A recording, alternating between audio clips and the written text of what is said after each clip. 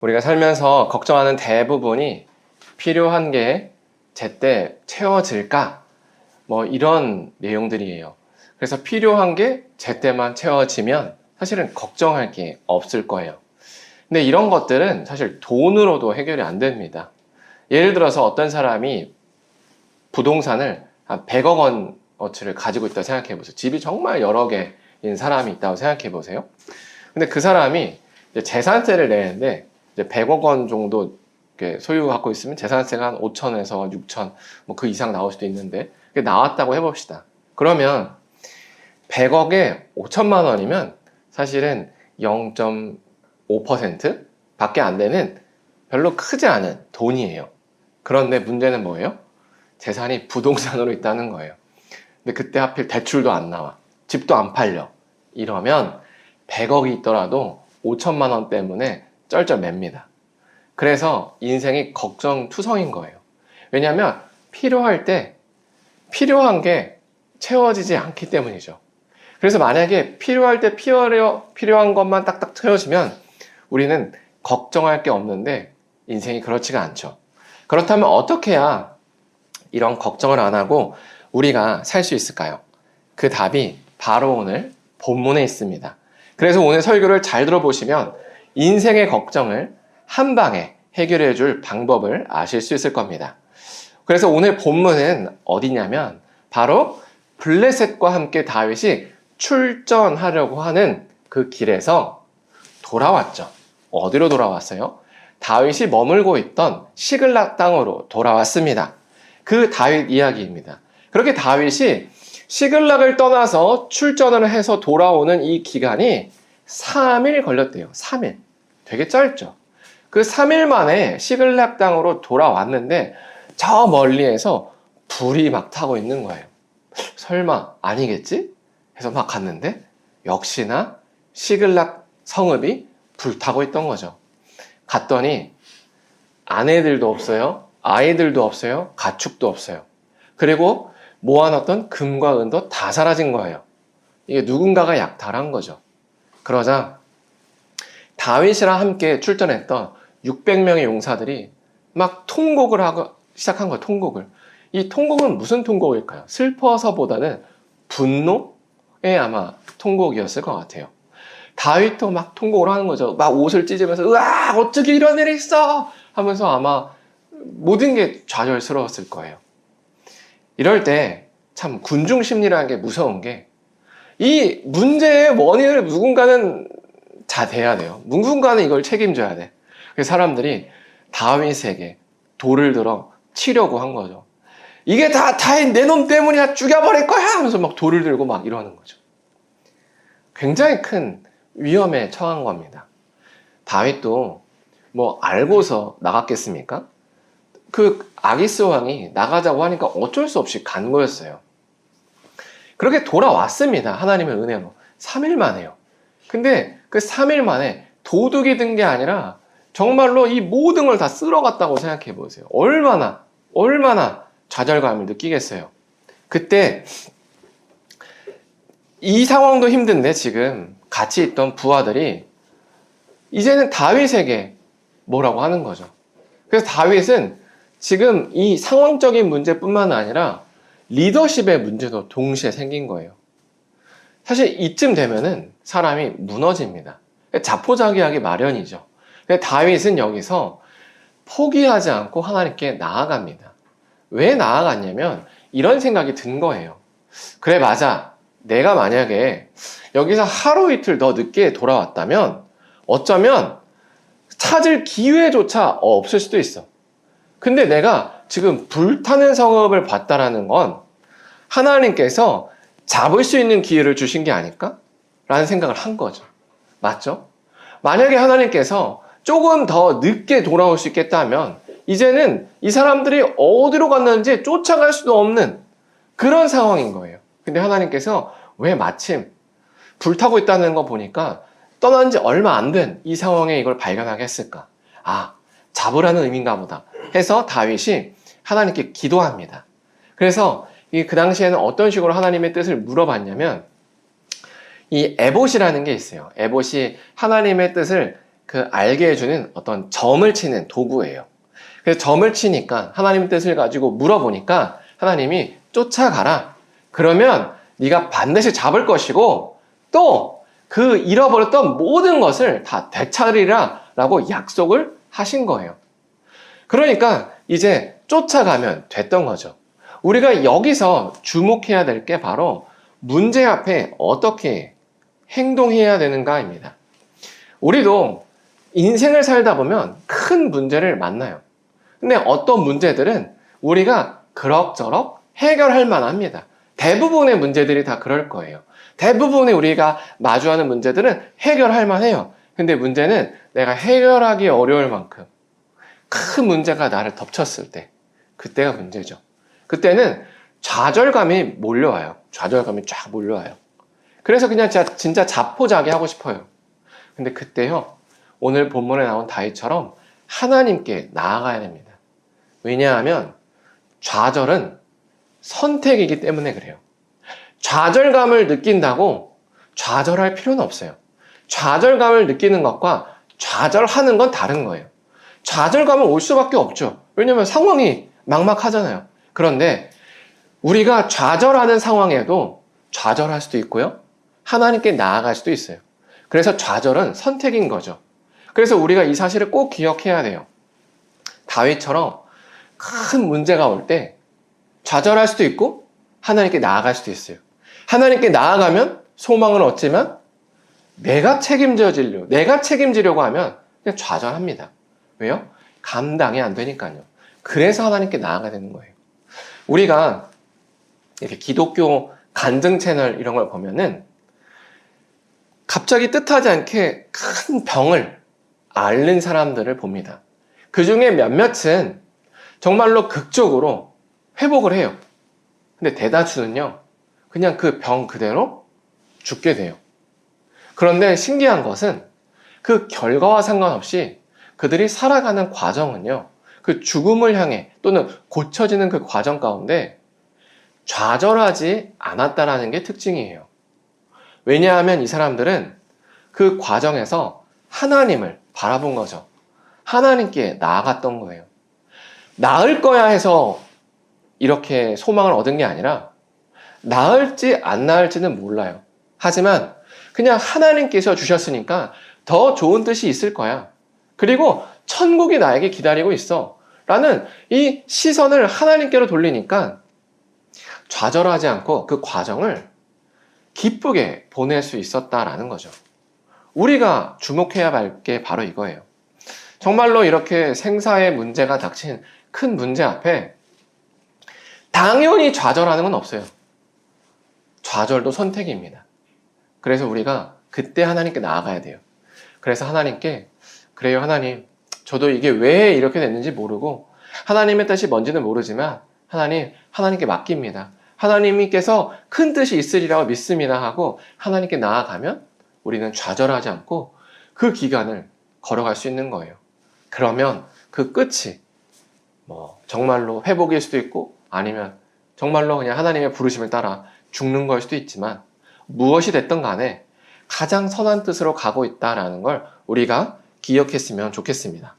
그렇게 다윗도 정말로 어떻게 감당이 안 되는 문제잖아요. 그 문제 앞에 하나님께 나갔고 하나님께서 약속을 하신 것을 받았습니다. 반드시 아말렉 사람들을 찾을 것이고 그리고 네가 잃었던 가족들 그리고 모든 재산을 다 찾을 것이라고 약속을 하셨어요.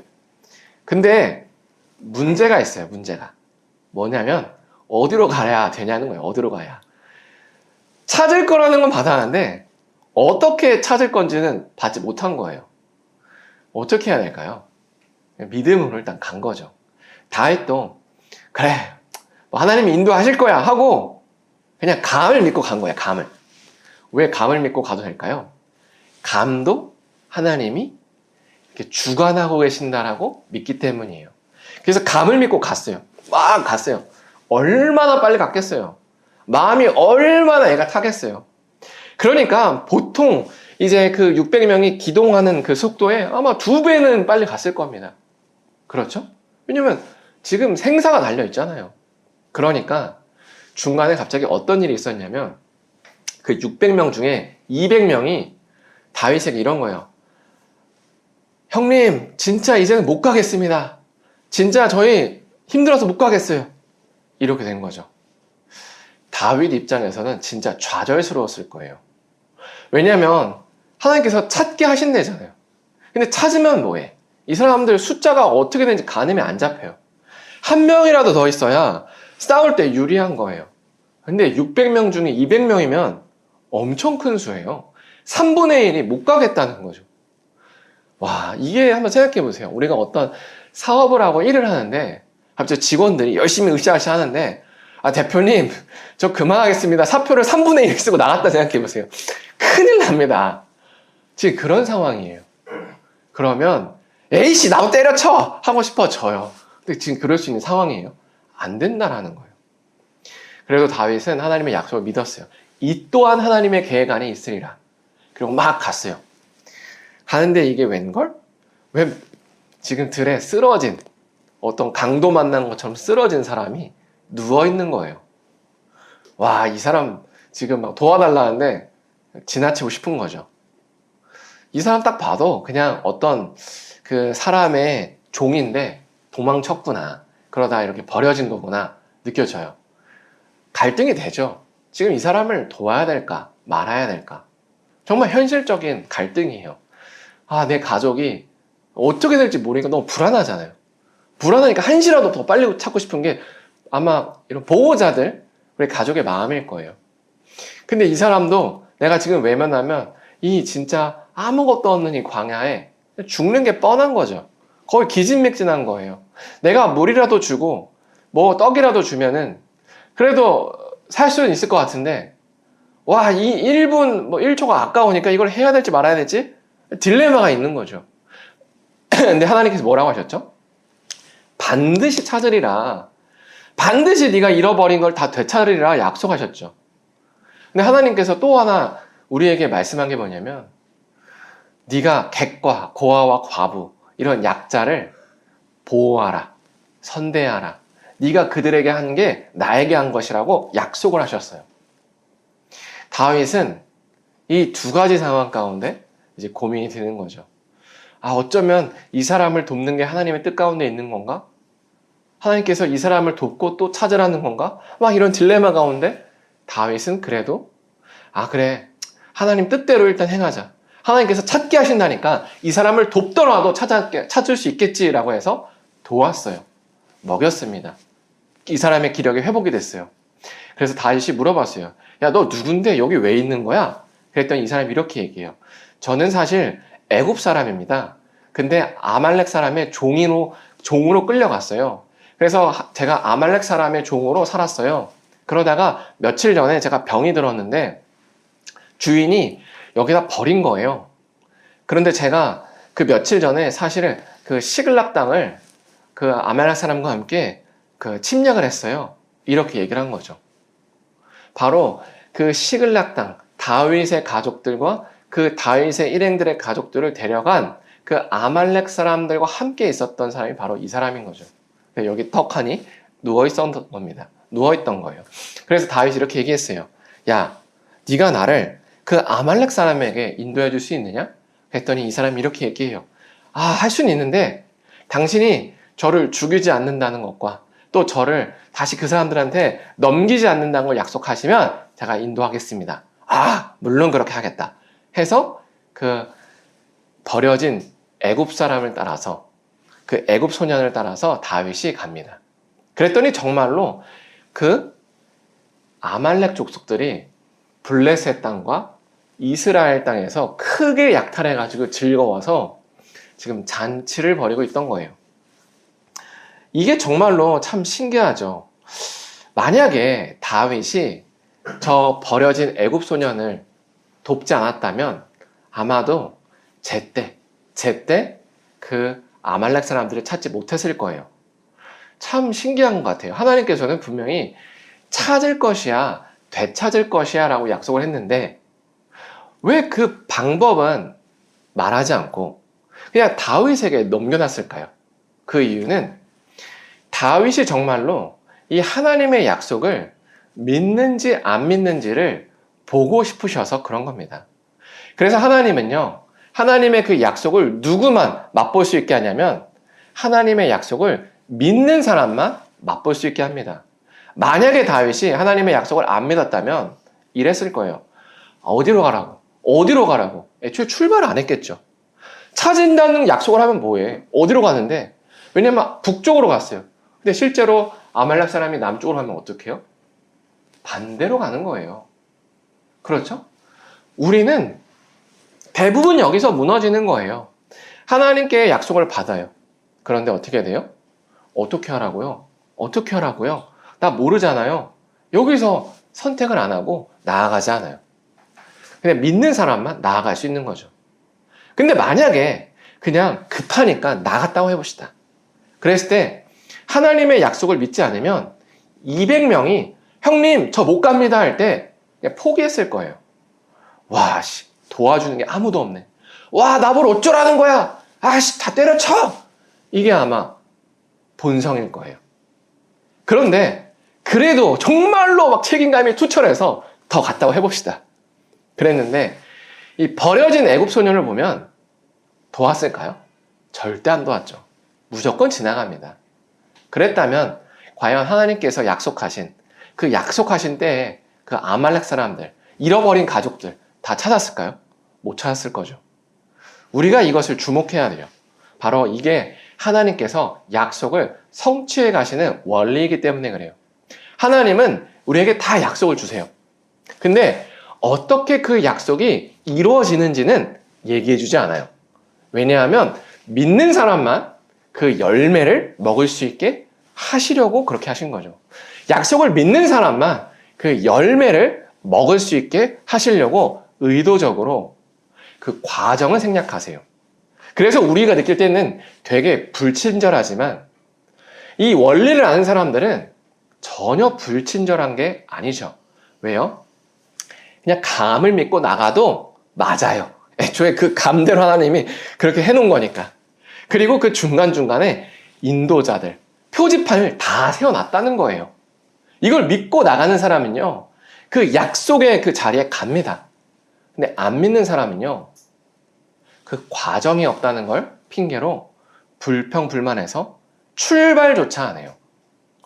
하나님께서 우리 인생에 이런 약속을 주셨어요. 뭐냐면 그의 나라와 그의 의를 먼저 구하라. 그리하면 너희에게 필요한 모든 것을 더하시리라 라는 정말로 인생 최고의 약속을 주셨어요. 이게 마태복음 6장 33절에 있는 약속입니다. 우리 한번 같이 볼까요? 마태복음 6장 33절입니다. 그런즉 너희는 먼저 그의 나라와 그의 의를 구하라. 그리하면 이 모든 것을 너희에게 더하시리라. 아멘. 이 내용을 보면 참 좋은 내용입니다. 왜냐하면 이 말씀대로만 하면 우리의 인생은 해결되기 때문이에요. 이 모든 것이라고 나와 있는 게 앞절을 보면 우리 인생에 필요한 모든 것이에요. 돈, 또는 생명, 건강, 모든 걸 다 우리에게 주신대요. 약속이에요. 우리에게 주신다는 약속입니다. 근데 언제요? 먼저 하나님의 나라와 하나님의 의로움을 구하면, 그러면 주시겠대요. 약속입니다.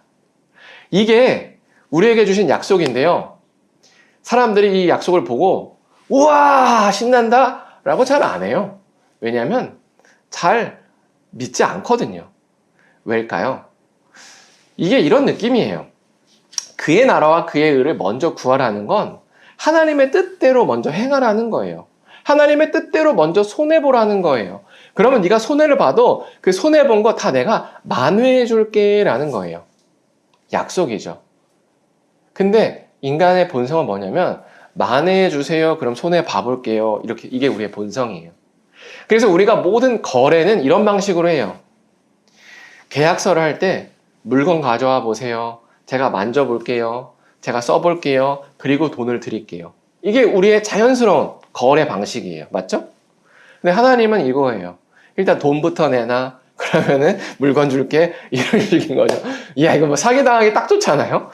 지금 이런 상황인 거예요. 하나님이 우리에게 약속해 주시는 게 이런 거죠.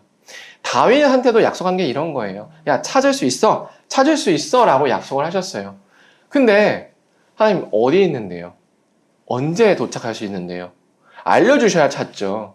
계산이 돼야 찾죠. 이거예요. 근데 하나님은 이렇게 얘기해요. 아니야. 먼저 가. 먼저 가지면 내가 찾게 해줄게. 똑같죠. 하나님은 먼저 하나님의 뜻을 따라 행하래요. 그러면 해결해 준대요, 문제를. 이게 약속이에요. 근데 이 약속은요, 믿는 사람에게만 이루어집니다. 믿는 사람에게만 채워지는 경험할 수 있어요. 안 믿는 사람은요, 어떻게 하냐면, 하나님, 어떻게 합니까? 아니, 이걸 어떻게 손해를 봐요? 아니, 약속이 지금 있어도 뭐 돼요? 안 되지? 이렇게 된다는 거죠. 다윗이랑 똑같은 문제예요. 아무리 하나님이 약속을 줘도 그 약속을 믿지 않는 사람은 그 약속이 이루어지는 걸 볼 수가 없는 거예요. 우리 인생에 하나님께서 필요한 거 다 채워주신대요. 성적이 필요한 사람 성적을 채워주고요. 돈이 필요한 사람 돈 채워주고요. 어떤 정말 인생의 중요한 타이밍에 맞는 게 필요한 사람 타이밍에 맞춰 주신대요. 그런데 우리가 원하는 식은 아닌 거죠.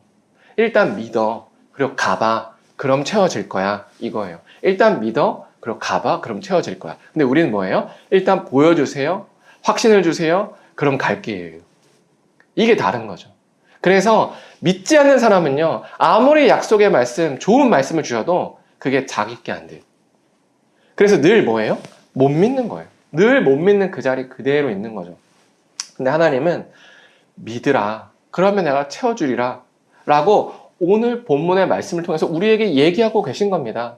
하나님께서 이렇게 다 예비하고 있고 정말로 다 얻을 수 있게 하셨는데 제발 좀 너의 인생을 나에게 맡겨라. 내가 너의 인생을 책임져 줄게 라고 하시는 거예요.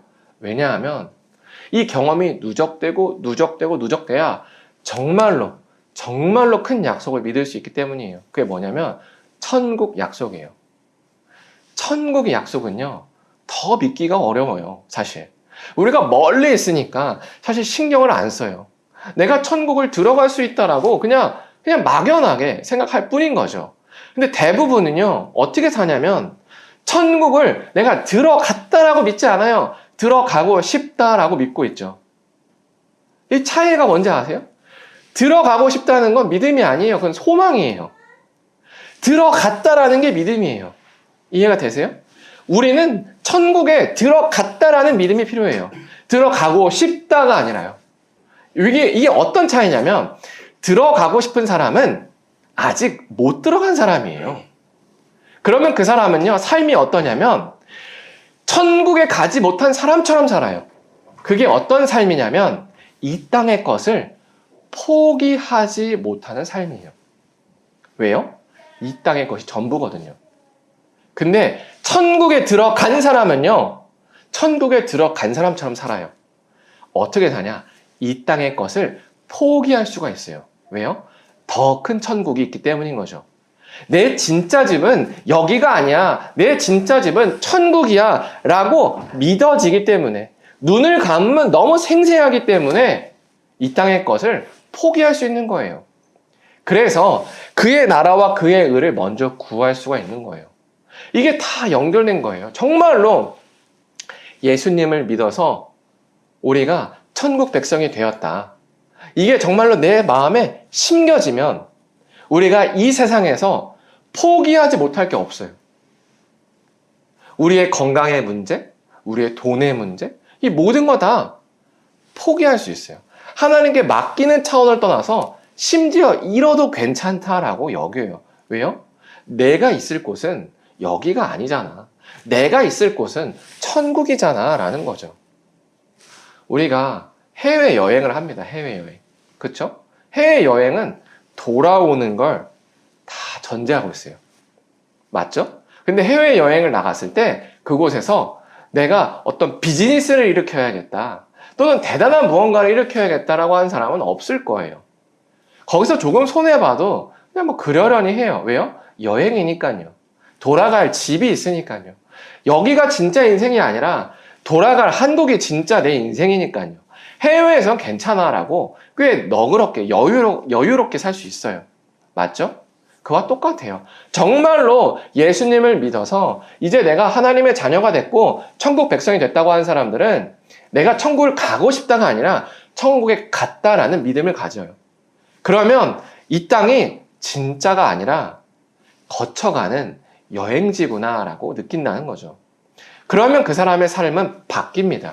어떻게 바뀌냐면 이 땅에 살아갈 때는 하나님께서 다 약속을 하셨잖아요. 그의 나라와 그의 의를 구하라. 그리하면 필요한 걸 다 채워주신대요. 약속이죠. 약속이 다 됐어요. 걱정할 게 없는 거죠.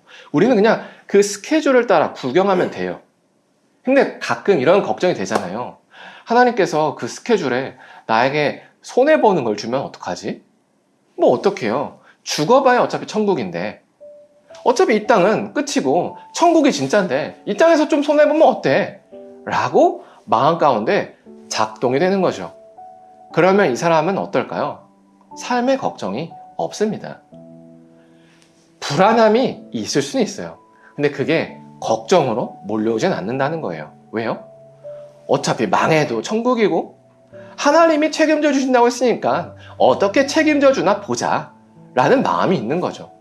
그래서 그런 사람들은요, 삶이 어려워지면 어려워질수록 어떤 말을 하냐면, 와, 신기하다.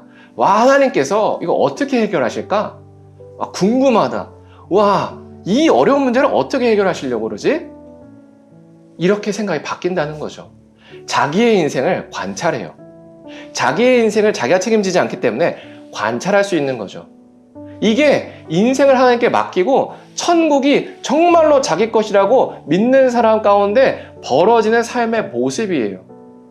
이게 되면요, 내가 100억이 없어도 인생이 부자로 느껴집니다. 왜요?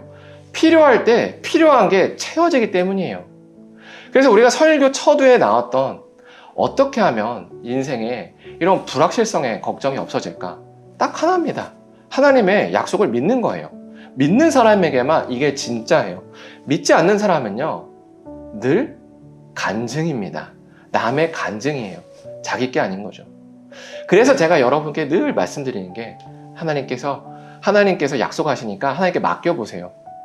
맡겨보셔야 출발을 해봐야 정말로 그게 이루어지는지 안 이루어지는지를 압니다. 그래서 여러분이 그 경험이 누적이 되길 바라요.